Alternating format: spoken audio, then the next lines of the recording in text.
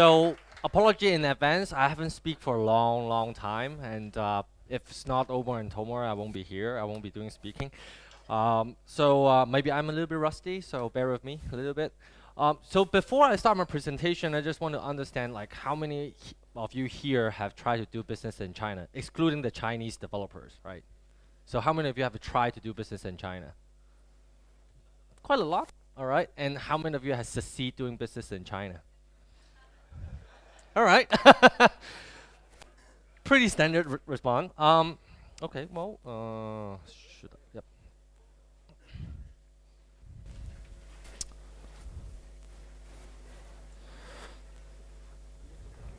Sure, thank you.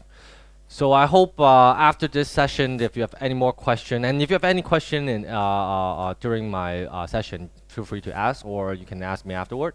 I'm happy to answer any sort of questions. So first of all, just a little bit history of iDreamSky. Probably some of you haven't heard of us before. We're a Chinese publisher in China, and we help a lot of Western international product going into the Chinese market. One of our recent hit this year would be Homescape. We just launched it roughly, I think, August or July. Now you might have a question is like, how do you launch a game in July and August this year in China? That's weird. So we have our ways. Since 2000, well, we founded the company 2009, and we were publishing for Fruit Ninja, Angry Bird, Temple Run, Subway Surfer. Every year we help. We have some of the best Western title going into the Chinese market. And they're mostly published by iDreamSky. We listed ourselves in 2014 in NASDAQ, and then we privatized ourselves in 2015, just like most tech giants in US that privatized to go back to the Chinese A share. And then now we have made our filing in the Hong Kong Stock Exchange, and we're awaiting Hong Kong Stock Exchange to respond to us. There's four business of iDreamSky. So first is game publishing. So we publish some of these games. I'm sure you guys probably know about these games. The uniqueness of the iDreamSky publishing experience, unlike other publishers, is actually we do game development with our partners. So actually, when you give us your game, we actually help you to do the development that is needed for the Chinese market. So all the localization, all the adjustment that you need to do for your in-app purchase, integrating with all kinds of ad network, including our source, of course.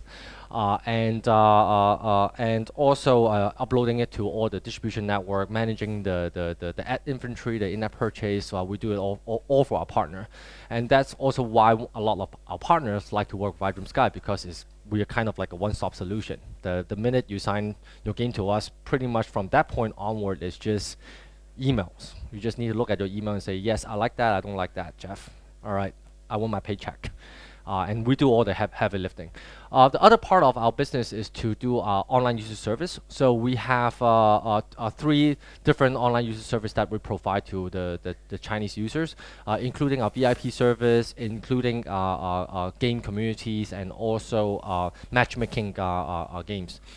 And the last thing that we started last year is we started our offline experience center with Tencent. So basically, we have over 11 shops across China. We're targeting to open over 100 shops in the next 3 years, where player will be able to experience the games offline in our offline hubs. I can go in deeper into this business. What we believe is right now, gaming and also consuming online entertainment is a lifestyle. It's no longer exclusive to nerds or geeks. But to them, they actually need an offline space to socialize with other people on their online gaming, on their online life. So in this shop, we provide video, we provide private cinemas, private cinema for them to watch Tencent videos or all these video on demand, and we'll also provide them gaming experience, upgraded gaming experience that they cannot get when they're just in their own homes, including exclusive perks for various games and also esports. So I think I can really quickly go through this page. We all know China is one of the biggest market right now in the world. I've been talking about this since 2009, 2010. China will become the biggest market in mobile, and it's continuing to grow. Right now, I think for any developer or any publisher, China is a market that you cannot ignore anymore, right? A lot of internet traffic is from China. Iron Source have a big business in China, and I think everyone here wants to crack the China pie. So the pie is getting bigger, but it's a lot more competitive and a lot more complicated, right? If we look at the ranking of games and comparing 2010 2018, you can see there's a huge difference, right?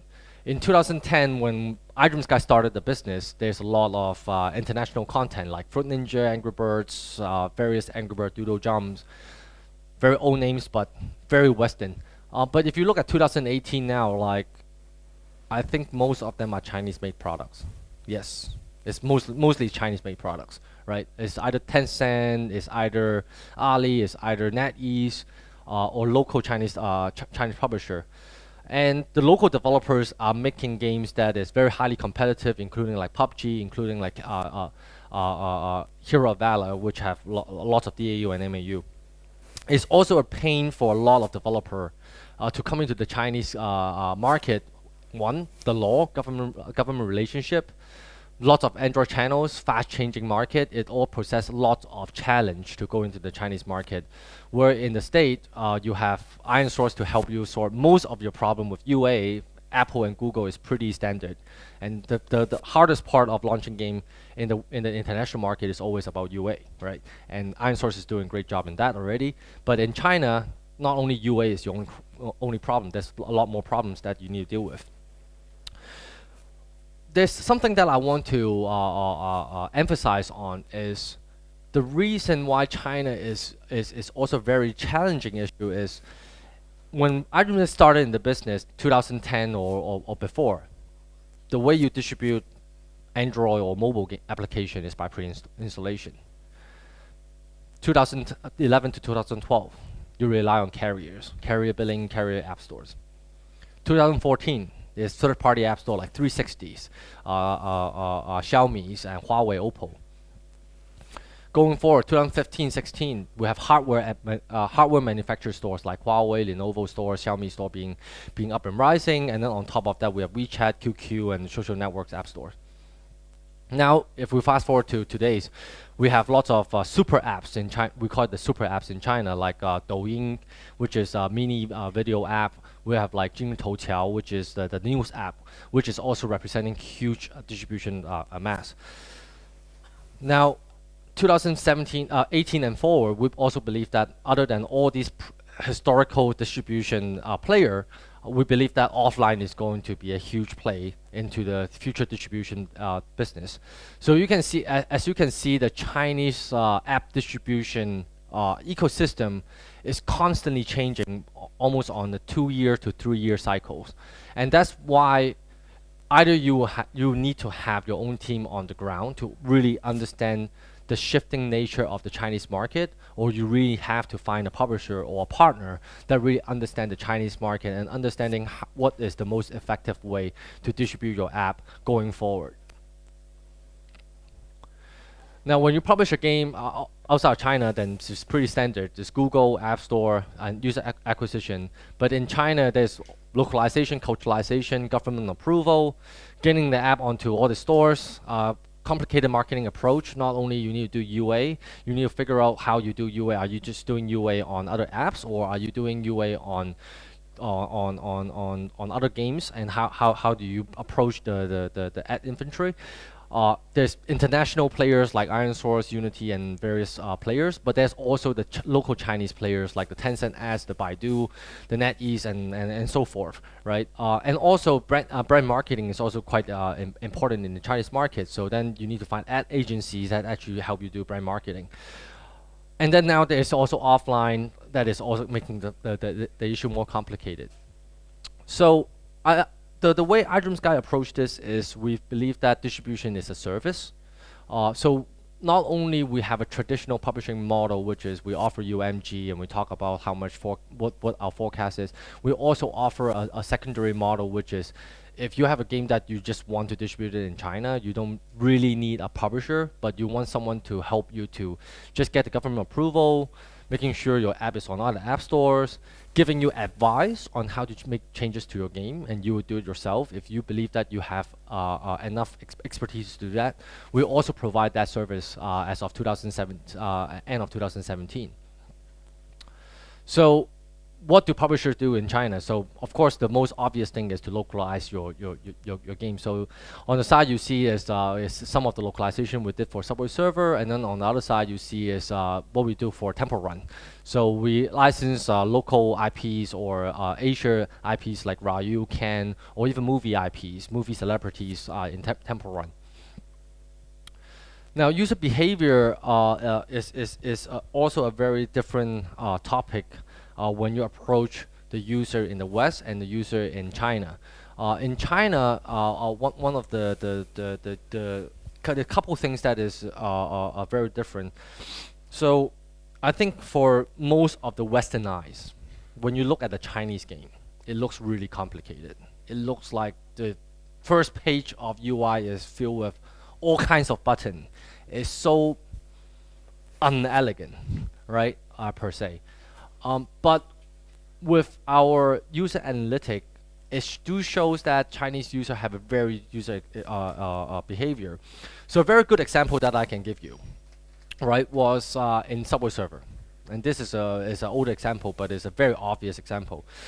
So in Subway Surfer, when you double tap in Subway Surfer while you're playing the game, it gets you the skateboard, and the skateboard is one of the main monetization tool, because you buy skateboard and skateboard prevent you from hitting object and you will die, right? So to the developer, double tapping is something that is elegant, is simple, it doesn't crowd the space when you're playing the game, because you want to have the developer originally thought that they want to have as much focus for much screen space for the player to enjoy the game. When we launched the game, one of the problem that we see with the monetization is people is not using skateboard. So we spend weeks understanding why people is not using skateboard. We compare the data east and west. Why is user not using skateboard? Then one of the reason why we find one of the main reason was people do not know that double tapping gets the skateboard. So we actually recommended to add a button on the screen, like a skateboard button, where you press on it and then you get the skateboard. And developer was like, nah, that's so unelegant. We should teach the user. We should educate them. Didn't they play a tutorial? And we're like, we did all of that, but it didn't work. So at the end, we actually managed to get to put the button there. And developer was like, yeah, this is not elegant. But it did turn out that once we put the button, we actually jumped during the same period, the Chinese use of skateboard was 20% greater than the international version. So there's a lot of user experience difference in China. So when you're launching a game in China, you really need to understand and be prepared that you will be seeing a huge difference of Chinese user behavior, especially on your in-app purchase. Where do you put your in-app purchase entry? Where do you put your ads? What really makes them tick on clicking that rewarded video? That is important. And how do you design your monetization loop? Yes, the next page we come to monetization. So in China right now, I think the monetization, we can see there's three major monetization. So there's in-app purchase, subscription, and in-game ads. And I think subscription is less used in the West, but in China right now, we're seeing a huge growth in the subscription space. With in-app purchase, it's been stable growth, but I think in the past 2-3 years, what we have been seeing is a lot of growth in in-game ads and also subscription. Now with subscription, Apple is pushing that very hard. They're actually asking a lot of Chinese developer and publisher on launching subscription, and I think there's a lot of things that I think international developer can learn from how Chinese publishers are leveraging subscription, the subscription model. But I think with the in-game ads, is also now is the time to really be looking at in-game ads, Because for the longest time since 2000, I mean, in-game ads is not something that is new to us, like recently. US, we've been doing it. In the international market, we've been doing it since I think 2012, 2011. There's already in-game ad slots, but it's very hard to integrate it into the Chinese games because back in 2000, I think even if you talk to me about this issue, 2016, it's almost impossible to crack, because before 2016 and before, the distribution is mainly controlled by internet giants app store, like 360 app store, Xiaomi app store. And these internet giants likely they have their own ad unit, like Baidu. Baidu app store will say, I will only allow you to use Baidu apps, Baidu ads. Or Tencent will say, I will only allow you to use Tencent ad. But post 2016, now we're into 2017 and 18, we're seeing that part of the business growing a lot more because now distribution is not as powerful. The internet giants do not have the same amount of position that they have. Also because now if you look at the distribution mass in the Android side, it's not only controlled by like company like Tencent, Baidu, or Alibaba. It's also controlled by like Huawei, Lenovo, which they have less of a concern about what ad network you're using. So we're seeing a lot of ad integration on those front. Now with other games like with the other distribution channel like the offline distribution channels, or with the distribution channel with the carrier, or with the super apps, they do not consider themselves as an app store either. So when you're distributing your game with like let's say Douyin, it's more a CPM campaign to them, right? They're not acting as an app store. So to them, are you integrating whichever ad network that you want? They don't have a strict hard policy and say no to it. So I think with this couple change to the market in the recent year, and I'm sure Omar have loads of data to show, the iron source business from 2017 and 18 have been growing exponentially.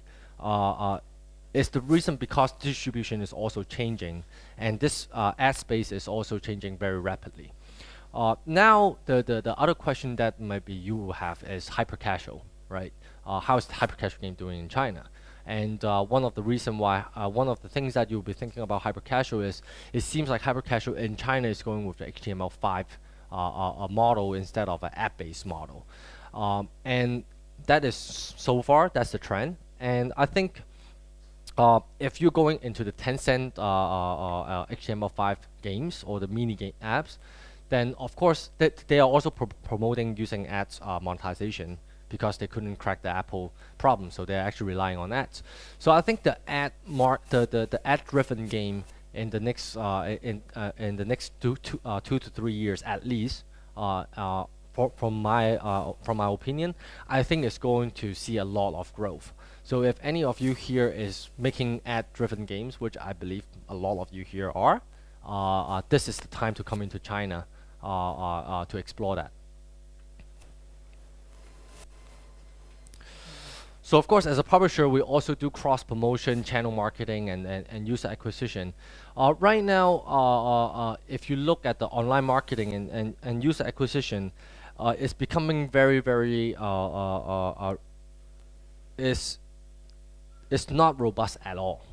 It's not robust at all. Nothing in China is robust, right? If any of you have deal in the Chinese space, you know nothing is robust.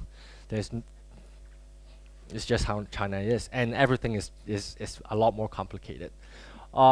With channel marketing, I think this is less of a concern for most of you now, because channel do not have the same amount of power. But I think cross promotion and user acquisition is becoming more and more predominant. Finding a publisher that understands how to do UA for you in the Chinese market, with the understanding of both international user acquisition and also Chinese user acquisition becomes very important. If you guys ever try to go into the Chinese space doing user acquisition, and I'm not saying this because I'm in ironSource, but I truly do believe ironSource is one of the best international ad network that can help you all with the Chinese user acquisition, other than having a publisher. Now we come to the big topic. I need to address the elephant in the room, right?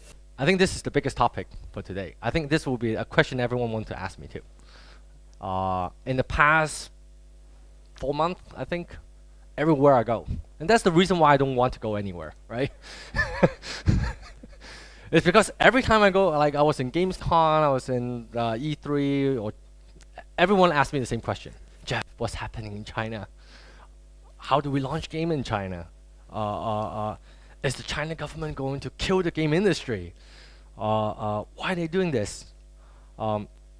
So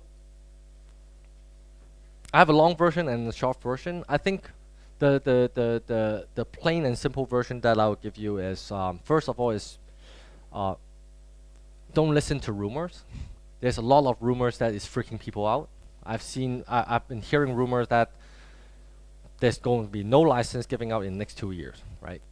It's not going. I personally do not believe it's going to be like that. So right now, all the things that the fact is this. So let me put this straight to everyone. The fact is this: one, they're not giving out license right now. They're not giving out permanent license to anyone right now. Two is the reason why they're not giving out any license is because they're handing over the control of the department that used to be giving out license.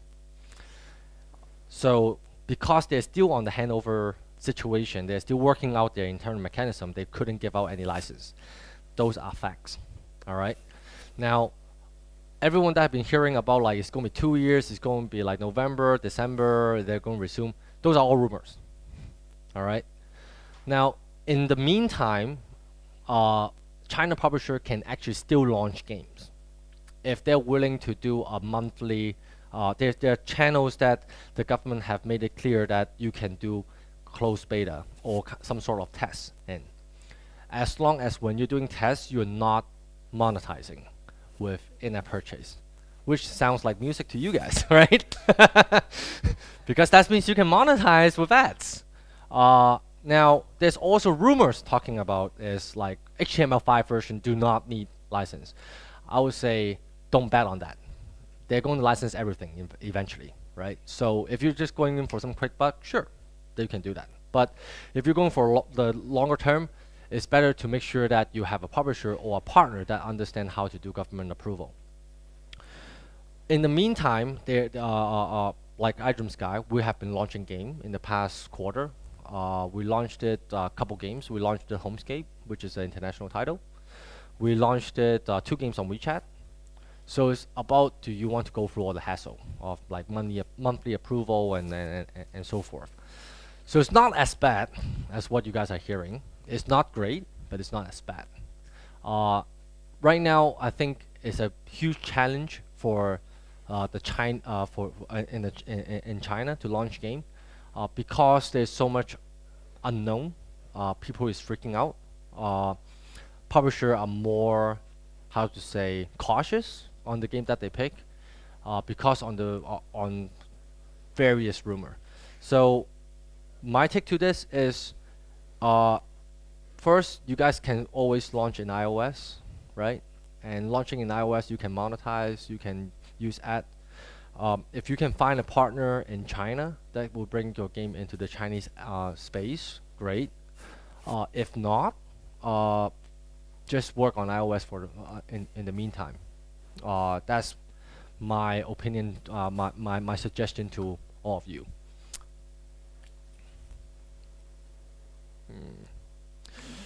I think going forward is what makes iDreamSky unique, other than helping you, other than our capability of co-developing games with our partners, is also our position in the market as a channel manager. So not only we're always being called as the Switzerland of publisher in China. So we are able to publish games on various ecosystem, even though these ecosystem might be fighting against each other. And in the same time, we are also able to launch game in the Tencent. I think right now, if you look at a publisher or a partner in China, because if you look at the future of the Chinese space, if the government is going to regulate mobile games, it means that very likely what is going to happen is there's going to be less game that is going to be launching in the Chinese market.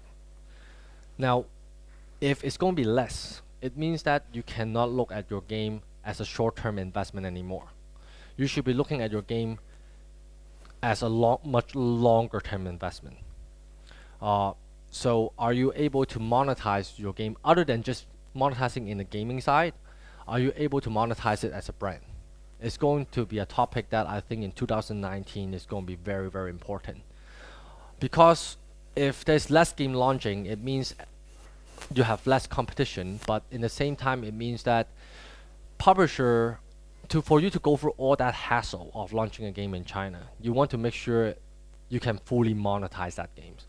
For your partner to actually be interested to publish your game, they will no longer just be looking at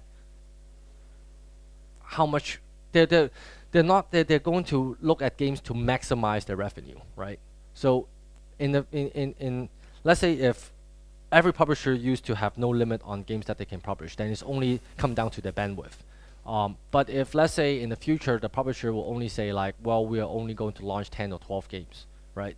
Then they're not only going to compare a game based on the LTVs anymore. They're going to look at what other can I do with the games? Will I be able to do merchandise? Will I be able to do movies? Will I be able to do comics, etc., right?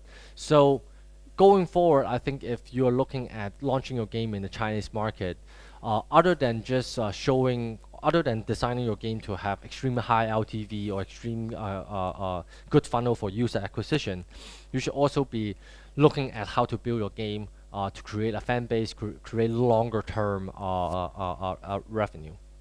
And that's also why iDreamSky, we have also been investing a lot of our effort into marketing and helping games to turn into more of an IP business. What happened? Now, I think this is the part that makes it very interesting in China is if you really want to have a game that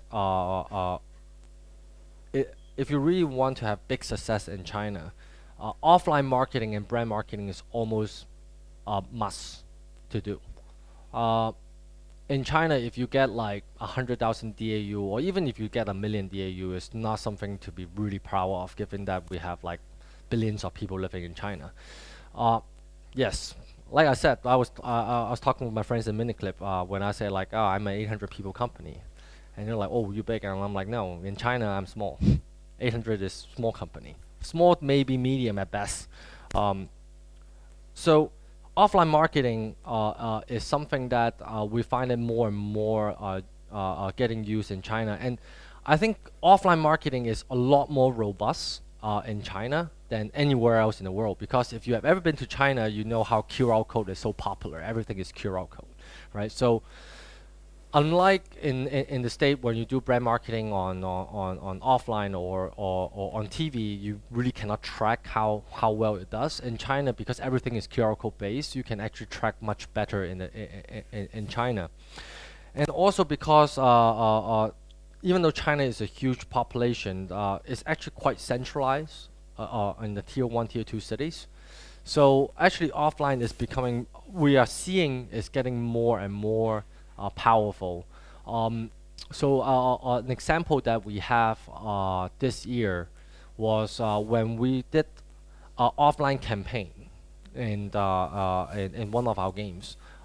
We did a national-wide campaign where we meet with gamers, we host parties for the games, and we also blast the TV media. What we see is the user loyalty of this segment of user, the retention of this segment of users, and the user that's connected to these users, their retention are at least 40% higher than the ones that haven't been touched by the offline medias or haven't been touched by our offline activities. So what we see is the logic behind this is, because what we find out is we've been doing a lot of survey and talking to a lot of users, is right now in China, gaming is so different from the West, where I think in the West, gaming is becoming a lifestyle, but China is already a lifestyle. Like everyone plays games. They play as their hobby. They play as the one of the main way to kill times. And I'm not talking about like girls will play puzzle games. Girls will play PUBGs. Girl will play Hero Valor. Now, the biggest problem with the young millennials is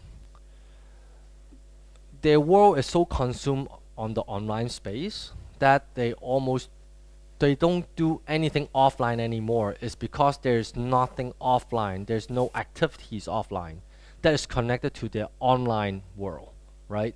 If you look at a Chinese person, right? The offline space is still going to karaoke's, going to eat, going to cinemas, going to play basketball. There is nothing much that is really connecting to their online life. Almost it's like the offline is totally disconnected to their online life, right? So whenever you do anything offline that is connected to their online life, the Chinese users start going crazy because it's the only venue that they can go to connect with their online life. Um, and, and, and, and, and, and human beings do need to social in real life, right? It's more like in real life they couldn't social because there is nothing for them to social about. It's not their hobby, right? So that's why if you are looking at your China business going forward, I think you should also be looking at is your game or your product, how can your product be marketed offline? How can your product be branded offline? How can your product create activities offline at scale? That is something that I think for every game developer that wants to look at the Chinese market is something for you to be worried about. It's something for you to be thinking about. Yeah.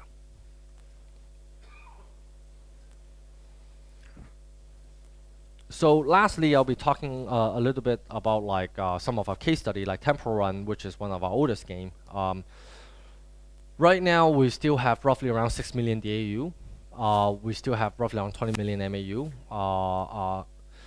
With Temple Run, we have not only been helping the game on in-app purchase and ads, we've turned it into kind of like a licensed IP platform, so that other IP can join into the game by licensing guest characters. So we did Bruce Lee, we did Ryu, and we did a lot of Chinese movie IPs. We almost launched new characters on a quarterly basis to keep the game relevant. With Subway Server, starting 2017 and 18, we've been launching a lot more Chinese cities. So we have branched off from the international version and start launching like multiple Chinese city like Sichuan, or not only Shanghai, but not only the major city, but also the tier 2 cities. We also launched Gardenscape and Homescape. Gardenscape have crossed at 1.1 million DAU. Is currently, I think, both Gardenscape and Homescape is the only top 5 puzzle game in the Chinese ecosystem that is made in the West. So we have totally killed all the other Western puzzle game. We have also even we are now also competing with the Chinese puzzle game genre already. I think the only game that is above Gardenscape and Homescape is Tian Tian Ai Qiao Chu, which is made by Happy Elements, and then that's also a proof of seeing that how iDreamSky can help Western developer to really enter into a very mature gaming space already. In 2018, this is 2 of our new title that we launched it. One is we don't have an English official name yet, so it's basically a soccer game. It's a football management game with a line drawing control to it, which is kind of like Soccer Hero, but more on a bigger scale. And then also another game that we launched is Cross Game Mobile, which is we work with Square Enix on making it, and we crossed 25 million gross revenue in the first month. With our football game, we crossed the 10 million gross in the first month, and both games is launched on WeChat. and also QQ, and it's a Tencent premium game. Now, this is also one of the questions that a lot of you will be asking a Chinese publisher is, can you get me onto the WeChat and QQ platform, right? So first of all is, if anyone is coming to you and say, we will definitely get you on the WeChat QQ platform, they are lying, they are bluffing. No one can guarantee that, not even Tencent can guarantee that, all right? So if someone is coming to you and say, I'm definitely going to get you onto WeChat and QQ, 99% of the time they are bluffing. And getting onto the Tencent and QQ platform, personally, my recommendation for any international developer or publisher is better to stay away from the WeChat and QQ platform, because there's a lot of work that you actually need to do. To give you a very good example, for our soccer game, we actually launched it last year, I think June. Tencent came to us and say, we like that game. We want it to be on the WeChat platform. We actually moved the developer, 70 person, to Shenzhen. And our office is right across Tencent. And it took them 9 months to get the game ready for Tencent to launch. So unless you're willing to work that closely with Tencent, work that closely with a partner in China to get your game onto WeChat, then you're doing a moonshot. It's better to be working on the other ecosystem. Sometimes, in most cases, my recommendation to Western developer is, instead of focusing on one channel, it's better for you to focus on multiple channels. Why? Because I think if you look at the games that iDreamSky have published, or any Western game that have been successful in the Chinese market, these games are mostly everybody games. It's mostly games that anyone will play, right? Subway Surfer, across many age group. It's not gender specific. If you look at Gardenscapes, same thing, right? Gardenscape, Temple Run, Monument Valley, everything that we do is kind of like a mega blockbuster, which is almost for all age. If your game is a game like that, and you're going into China, there is no one channel will be able to satisfy your need of penetrating the whole market, even if you're working with Tencent, right? So it's better to have a multi-channel approach. Now, especially to the audience here, which most of you might even be relying on ad revenue to be your monetization method, then working with multiple channel will be the only way that you can actually work on a ad revenue model. Because if you work with one single channel, the only channel that you'll be working with is Tencent. There's only one channel in China that might make sense for you, that your strategy is to launch exclusively with them, which is Tencent.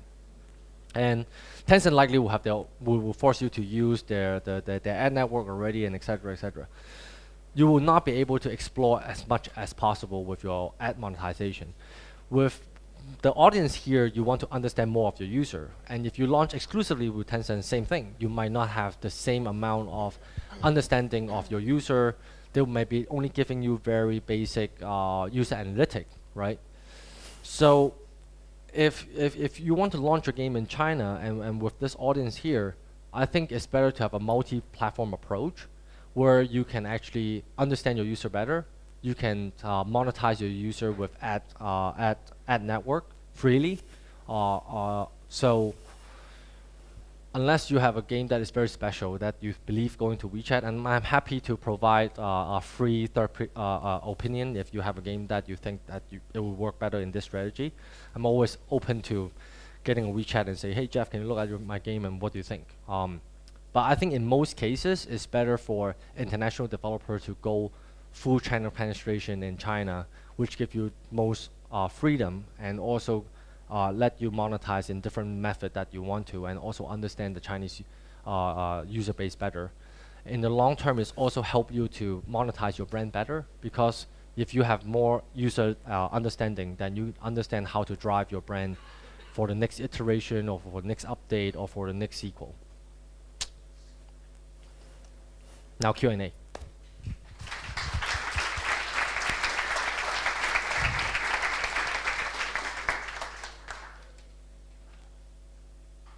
Hi. Yes.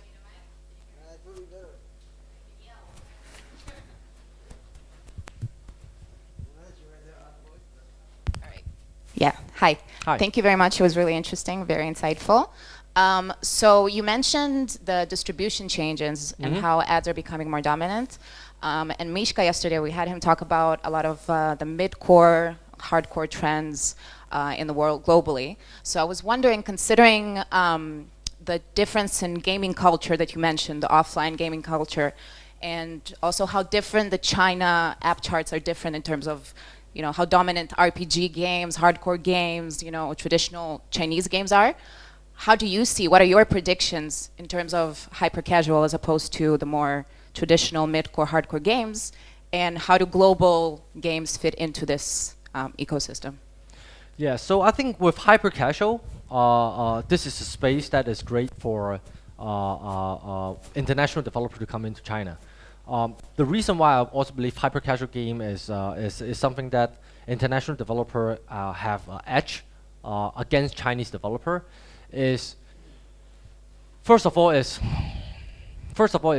that big Chinese company are not going to make hyper-casual game.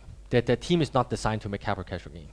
If you break down a team in Tencent that makes, let's say, Hero of Valor, to make hyper-casual game, then technically they can make like 100 of them every 2 weeks, right?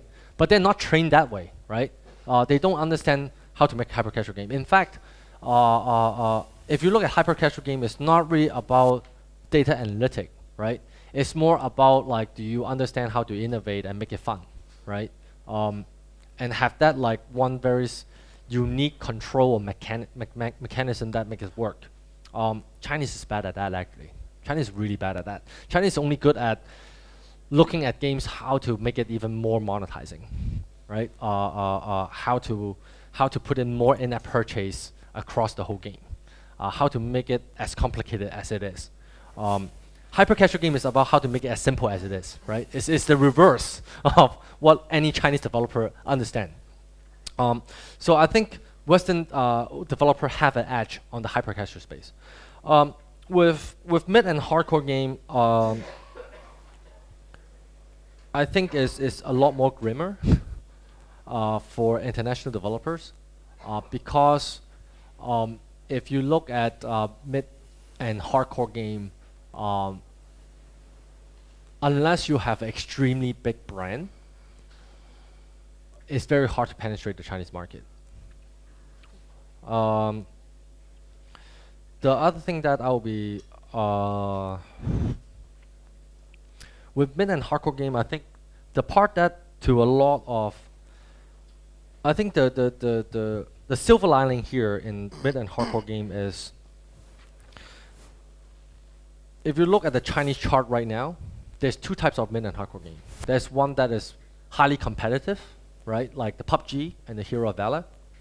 And then there's another subset, which is the RPG games, the RPGs and SLG games. Personally, my belief, and also by looking at the data, it seems like the SLG and the RPG segment is going to be less and less dominant over time. It might take another 2 to 3 years. Because what I'm seeing right now is if you look at the newer gamers, like the millennials, they are actually very put off by SLG and RPG in China. I have met a lot of gamers, very young gamers. I'm talking about like gamers that is anywhere from 12 to 20 year old. When we market SLG, like traditional Chinese SLG games or traditional Chinese RPG style games, they're actually very put off by it. The minute they see the menu, the minute they see the game, they're like, I don't want to play this. This looks old school. This looks too old to me. So I think on those front, there might be a new opportunity for international developer to capture, which is more like a mid-core space. But then if we're looking at the extreme competitive type of games like the PUBG and the Hero of Valor, that is the space that makes it very hard for international developers. Because if you want to make a highly competitive game, it means that your game needs to have extremely high DAU. And if you want to have extreme high DAU, it means that your game needs to have an extreme low user acquisition cost, or you need to have extreme high organic users to sustain it. And most of the great competitive game is because the game is very balanced. It's not really about pay to win, right? RPG game and SLG game is play to win. Competitive game is mostly about skill. You need to be very skillful, right? Then that space is pretty controlled by Tencent, right? Because they have the cheapest traffic that they can pump into those games. So that's my 2 cents that I can give you. Yep. Any more questions? Hi. Everyone can hear me, right? Yeah. All right, cool. I have 2 questions about the government, just quick ones. Okay. Shocker. When it comes to themes, are there any themes that are immediate non-starters, whether it's realistic violence or, allusions to drug use, anything like that, in game? Okay. So that's your first question, right? First question. So I can email you like a list. Yeah. But obviously, there's a couple things that you need to be aware of. Anti-government, absolutely no. Anti-communist, absolutely no. Right? Bloody gore, promoting promoting criminal activities, no. Dark magic is something that you can probably be in the gray area a little bit. What was that? Dark magics. Okay. So we have games that got approved because it have skeleton, and we have games that didn't get approved because there's skeleton, which were like, so where is the line here? It is the skeleton being cuter, or is it because the skeleton is too realistic? Right. So mostly, I would say the line that makes it hard to define is the dark magic line, because even Chinese game have dark magic. They have some sort of a reference to dark magic. Like, how do you define that is dark magic and that is good magic? Right? But of course, it's easy to define that is gore and that this is to gore, right? Like, so if you look at PUBG, right, in China, it's actually less gore. It's actually less blood. Actually, I think there's no blood in PUBG in the PUBG in China. I think the other thing that you need to be mindful of is, do your game have chat system? If you have chat system, it makes the approval also a little bit more challenging, because if your chat system, it means that you need to make sure that your chat system is being monitored and is being there's direct record your server to record it. Yep.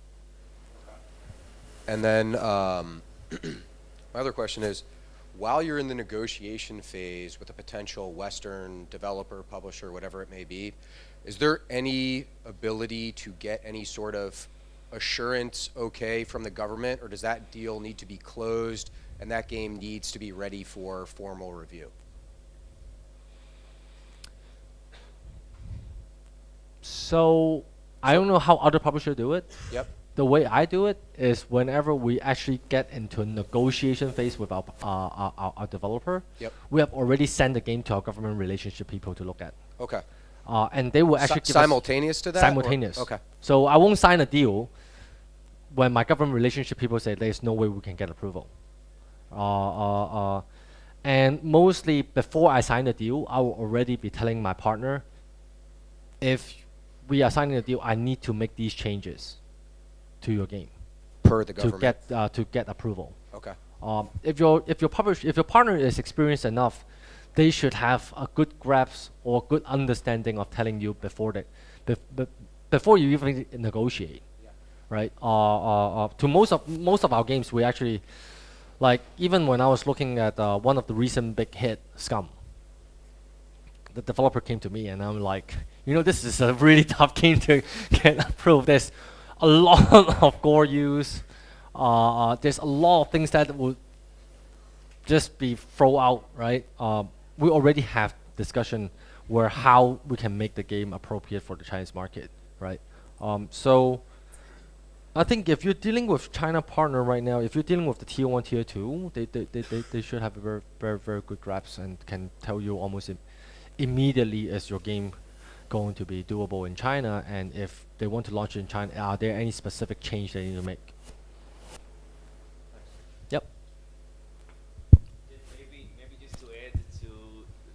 just to add maybe to what you said and what you answered, Miri, when you were speaking about the opportunity of international developers, right, to go to China with ad revenue or with hyper casual, because it's something that the Chinese developers are less focusing on. What's also interesting is that when we're comparing the IPM of hyper casual advertisers when they're promoting their apps on China, obviously I'm speaking about iOS, right? Our data is based on iOS. Then we're seeing a 50% higher average IPM, right, compared to running on worldwide. So it means that the users in China, they're installing the games at a very high rate compared to other countries. And I'm just strengthening what you said about the opportunity of going into China for hyper-casual games and the fact that the local developers, it's not within their main focus or perception. Yeah, I mean, not right now, if you look at hyper-casual game developer in China, most of them are just copying games. Most of them are just making clones. I don't think I have met any developer that is as good as Plagiary or Voodoo in the hyper casual space in China that can produce good original content and really understanding how to hook their users. So I think hyper casual is a great opportunity for Western developers to go into. Any more questions? Oh, yep. Hi. So just want to understand the risk in terms of if you have a game on iOS, you start promoting, investing in UA in China. Is there risk associated with that? Can it, I mean, in terms of the game getting pulled because it doesn't have the right approvals or? Okay. I'm wondering, can I even answer that question? I think if I mean, we look at historical figures, right? Have there been any Western game that is pulled down by Apple because of government approval issue? So far, I haven't seen it. Right, unless you're doing something that is really stepping on the red line, which is like promoting anti-communist, anti-government policies, or you're promoting pornographies, or you're doing something dodgy like one of the recent big takedowns was I don't even know the English name for it, 马甲包. Which is people is uploading a game or uploading an app. Originally, it's designed to be this, and then after Apple approve it, they use hot update to change the game into to change the app into doing something else, which Apple didn't know about it, right? And cheat user on data and selling them things that is not even allowed by Apple, right? Or is creating multiple entry to your games. I mean, as long as you're not doing something like that, I think at least so far I haven't heard any Western game get pulled down on the iOS side. Thanks. Cool. Yep. We also have time in the roundtable if you want to discuss more. Sure. Thank you, Jeff. I think it was very, very interesting. Thank you very much.